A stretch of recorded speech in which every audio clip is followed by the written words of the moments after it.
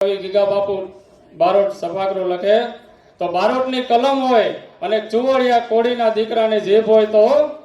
કે હાંધા તોડિયા પાંજરા વાળા હાંકડેથી ભાગ જૂટા ભાગ બોલી ગામડામાં થયા હાંક ભાગ જૂટા સિંહ જમુ જાડા પ્રચુટા પે નાક જાણે તૂટા આસમાન કેરા ફટા જમી તાંગ જાડા ફાડા તેગવાડા પ્રલેકારા વેરી જાયગા પાડવાડા રગ્યા ગાડા રગ તાડા પૂર ફોજાડા ઉઠેડા વાહે વાદળાના નોર પડે પડે કાળી બંદૂક કાળી ભાગારણ તોડ ટેકાણા જણકી કરી ઠણકી પાખરા કરી જણકી જરદા ખાખ ઉઠિયા જોદાર રણકી સિંધવા રાગ ઠણકી ઉઠિયા રોગ ડણકી મામલા હોર કરે માર માર હનુમત તોમ વાલે લંકા ડાડા જમદાયા વેરી હંદાવાળા ગાડા તોડી આવી છે દોડી દીએ ગામડામાં લૂંટવાને પડે ધાડા માડી ધમ રોડી વારા કર્યા એક મેઘ થડીકા પાતાળે સેજ થડકે લાગી ધક્કા મળીકા કોરંબ પીઠે ઉથડીકા મેરે થડીકા જે ટાણે જેડા દિગપાળા થયા ફાડે ચડી ચકર ડાળ ધાડે મેદનની ચકોર દંડ લાગ્યા લંકાવાળા રામચંદ્ર જેમ જાયા કૌરવા પાંડવા જૂથ મચાયા કિસાણ અને પૃથ્વીરાજે બળી ભોગ દીધા હતા ફેર પાછા ગળ્યુવારા ભૂક્યા હતા જાગીયા ગ્રીધાણ જરૂર કે અટારી નારી ગોખલામાં જોવા લાગી કંત રહ્યા જીવતા કે હારી આવ્યા આમ